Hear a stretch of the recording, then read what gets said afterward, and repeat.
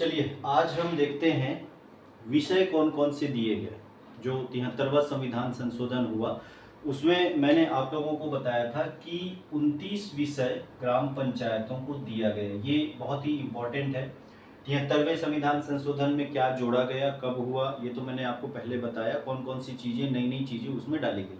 तो उसमें जो ग्राम पंचायतें थी उनको संवैधानिक रूप से 29 विषय प्रदान किए गए। अब हम बात करते हैं कि ये 29 विषय कौन कौन से थे। तो इसमें सबसे पहला आता है कृषि, जो गांव के लिए मुख्य व्यवसाय है। ग्रामीण समाज की, ग्रामीण संस्कृति की जो मुख्य बात है वो है कृषि। भारत कृषि प्रधान देश रहा है और अभी भी भारत कृषि प्रधान देश है। तो कृषि का विकास करना, देखिए केंद्र स्तर पर जो योजनाएं बनती हैं या राज्य स्तर पर जो योजनाएं बनती हैं उसके अलावा ग्राम सभा का कार्य है कि कुछ विषयों पर योजनाएं बनाना और उनको क्रियान्वित करवाना। जैसे 29 विषय जो दिए गए हैं उनकी योजनाएं बनाने का काम और उनको क्रियान्वित करवाने का काम जो है वो ग्राम सभा है और वो पंचायत स्तर पर होगा। तो कृषि सुधार या कृषि विस्तार ये सबसे पहला विषय रहा है। कृषि सुधार करवाना या कृषि विस्तार करवाना, ठीक है। अब कृषि के लिए आता है भूमि, भूमि की भी जरूरत है।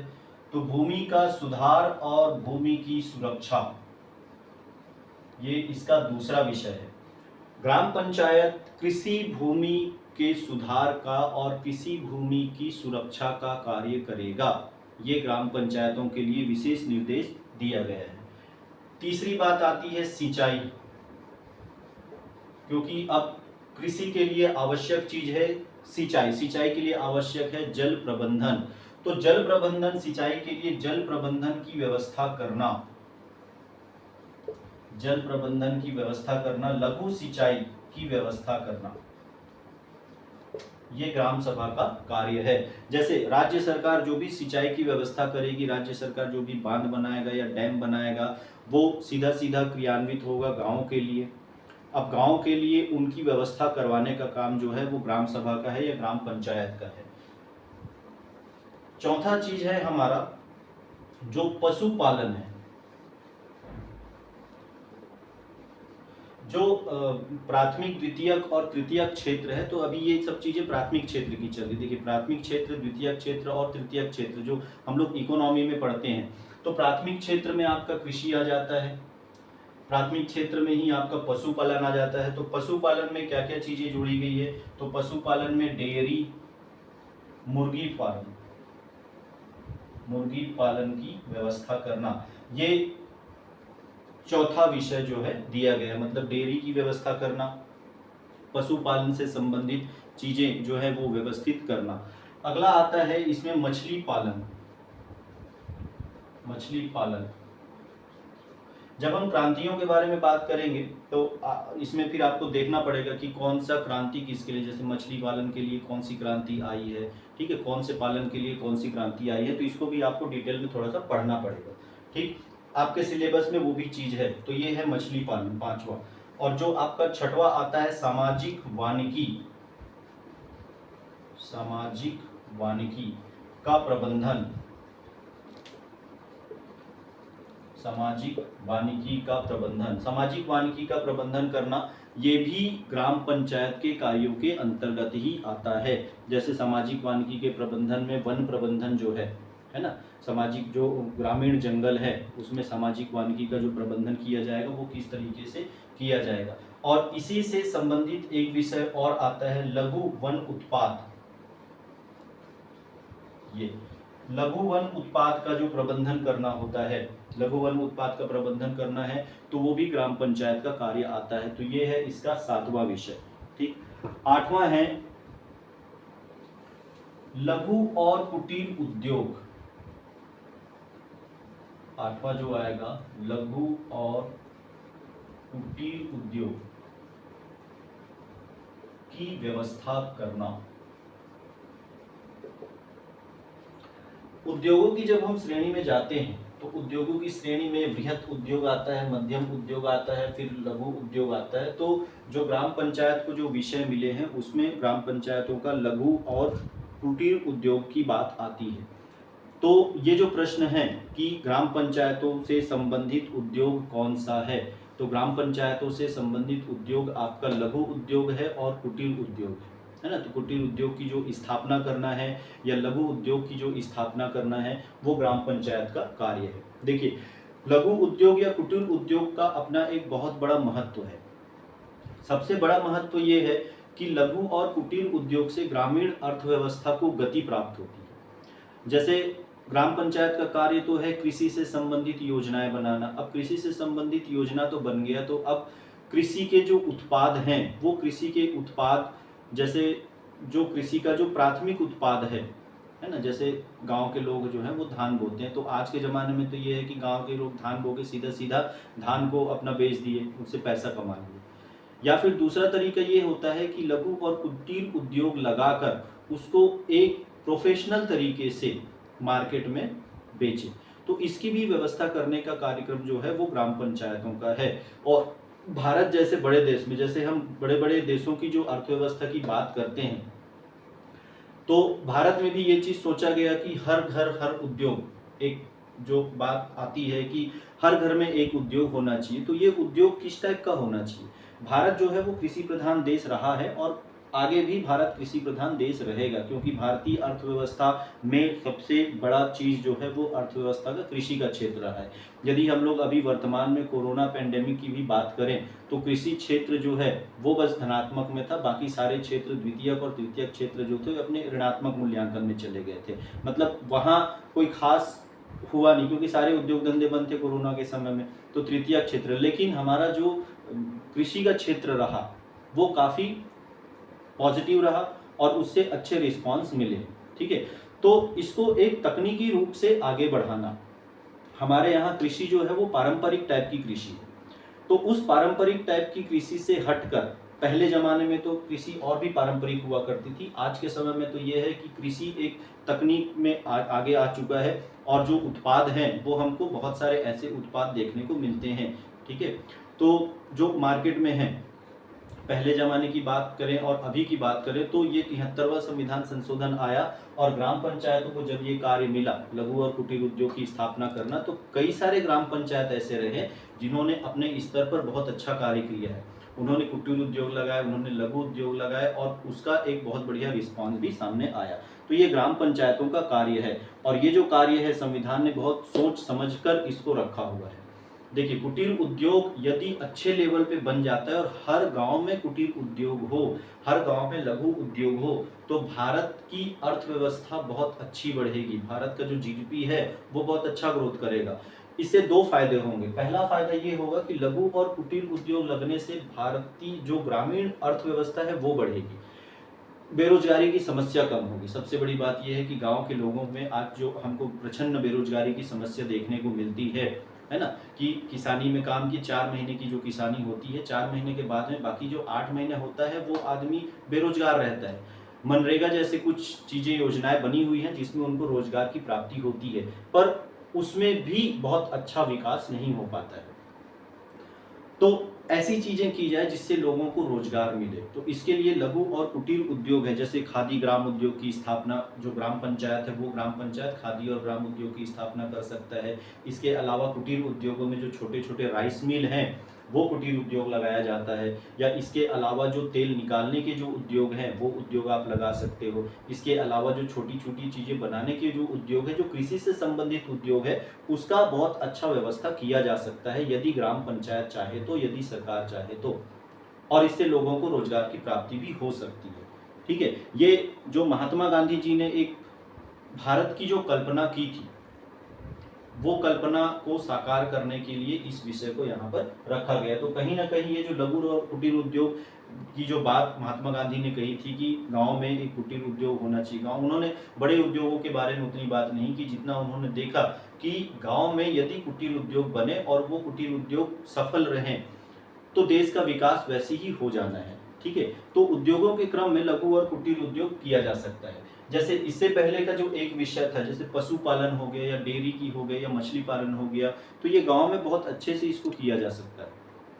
सिंचाई की व्यवस्था यदि प्रॉपरली किया जाए तो कृषि का विकास बहुत अच्छे से किया जा सकता है। जैसे स्वतंत्रता के बाद की स्थिति के बारे में यदि मैं बात करता हूँ तो सिंचाई की उतनी अच्छी व्यवस्था नहीं थी, तो अधिकतर गांव जो थे वो एक फसली थे, एक फसल लेते थे 4 से 5 महीने का, और बाकी जो समय रहता था वो खेत सुनसान पड़े रहते थे, खेतों में कोई खास प्रोडक्ट होता नहीं था, कोई खास उत्पाद होता नहीं था। लेकिन अब कई जगह आपको ऐसा देखने को मिलेगा कि लोग 2-2 फसल ले रहे हैं, और कई जगह पे तो लोग 3-3 तक फसल लेते हैं, है ना। फसल लेने के अलावा लोग अपने खेतों में सब्जी वगैरह का भी जो रोपण होता है या सब्जी वगैरह का भी उत्पादन बहुत अच्छे से करते हैं, ठीक है। और इसी से संबंधित हमारे यहाँ एक योजना चली थी, नरवा गरवा घुरवा बाड़ी करके जो योजना चलाई गई थी, उसका भी उद्देश्य यही था कि गांव की अर्थव्यवस्था को विकसित करना, ठीक है।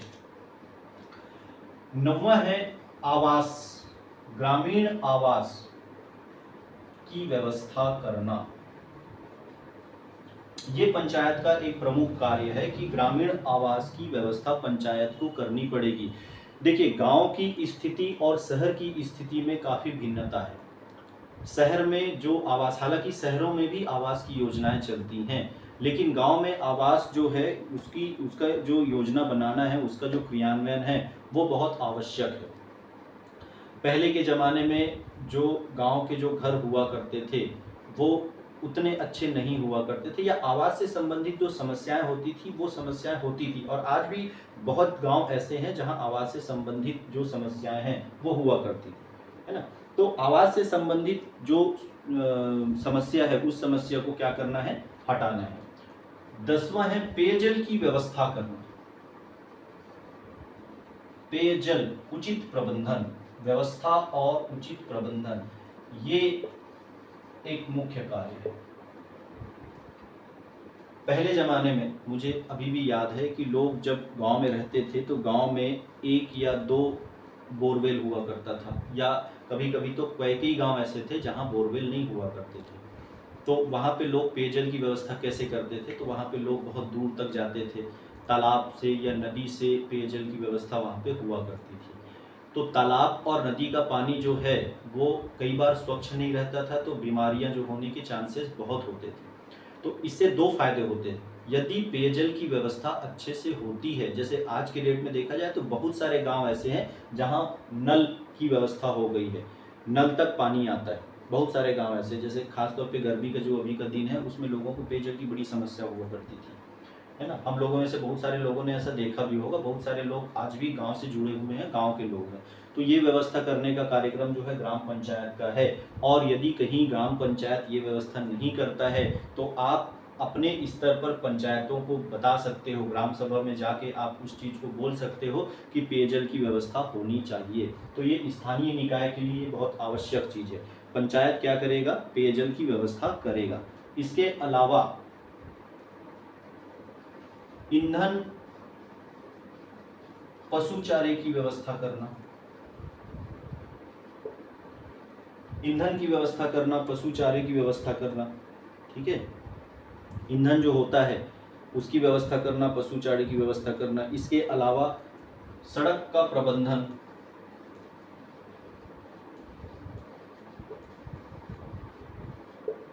सड़क का प्रबंधन जो है वो गांव को भी, जो ग्राम पंचायत है उसको सड़क का प्रबंधन करना पड़ेगा। पहले ज़माने में सड़कें जो हुआ करती थी कच्ची हुआ करती थी, आजकल एक सड़कों का जाल बिछ गया है। और सड़कें जो होती हैं ना, इकोनॉमी की एक रीढ़ की हड्डी आप मान सकते हो। अर्थव्यवस्था का विकास तब तक नहीं हो सकता है जब तक परिवहन की व्यवस्था ना हो। तो परिवहन की व्यवस्था एक बहुत ज़रूरी चीज़ है। यदि आप इतिहास में जाकर देखोगे तो भी आपको समझ में आएगा कि अर्थव्यवस्था के लिए परिवहन का अपना एक बहुत महत्वपूर्ण रोल होता है, क्योंकि जो उत्पाद निकले उस उत्पाद को मार्केट तक लेके जाना है, तो मार्केट तक लेके जाने के लिए एक उचित सड़क व्यवस्था होनी चाहिए। अगला है विद्युतीकरण की व्यवस्था करना।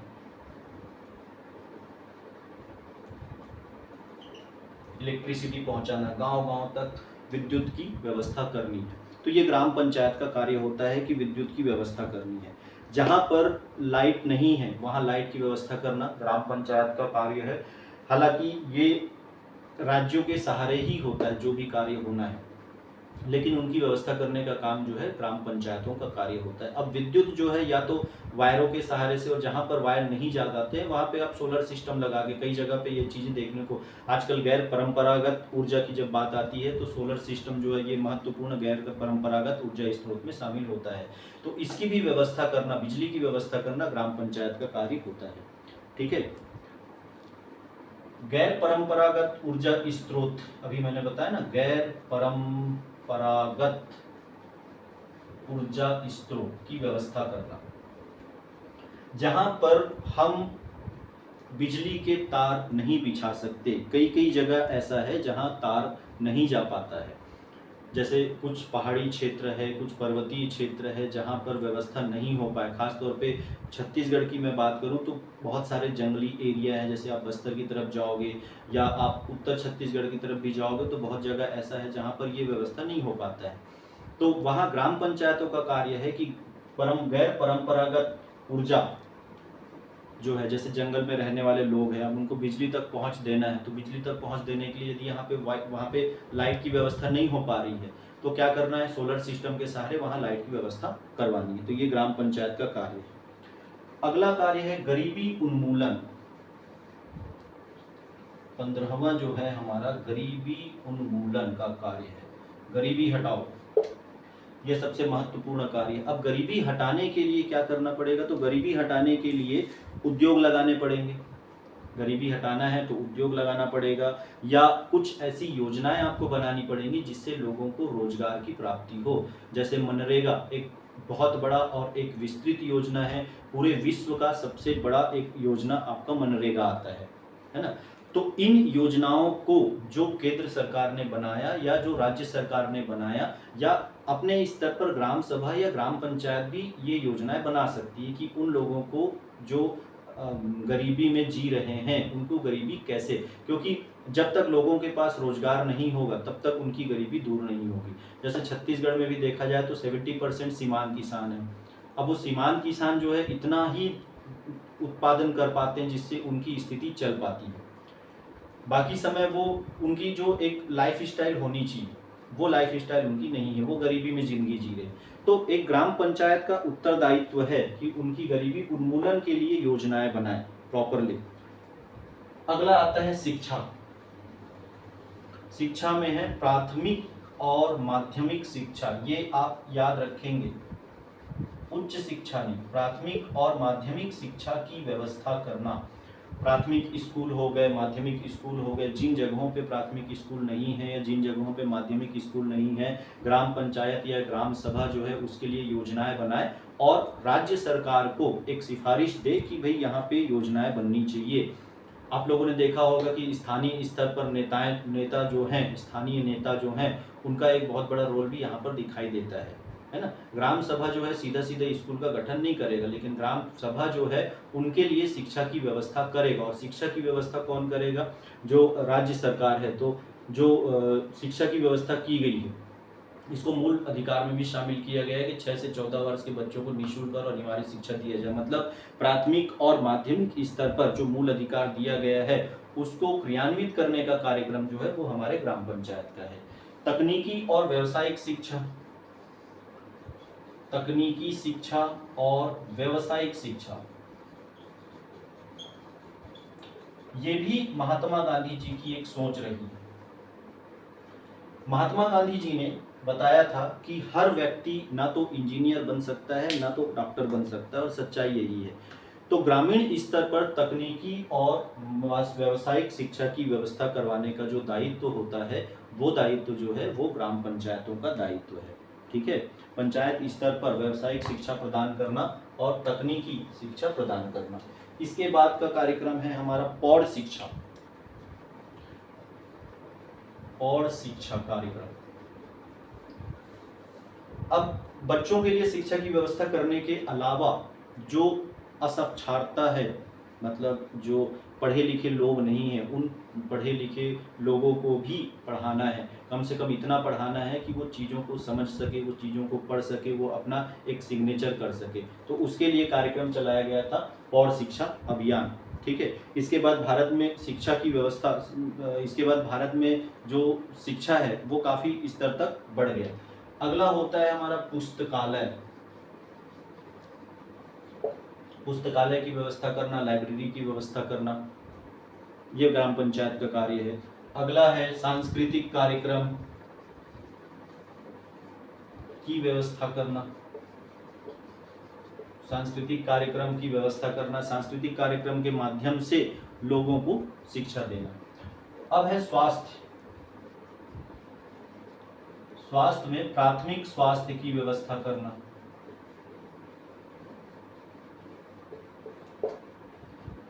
प्राथमिक स्तर पर स्वास्थ्य की व्यवस्था करना। अगला परिवार कल्याण की व्यवस्था करना।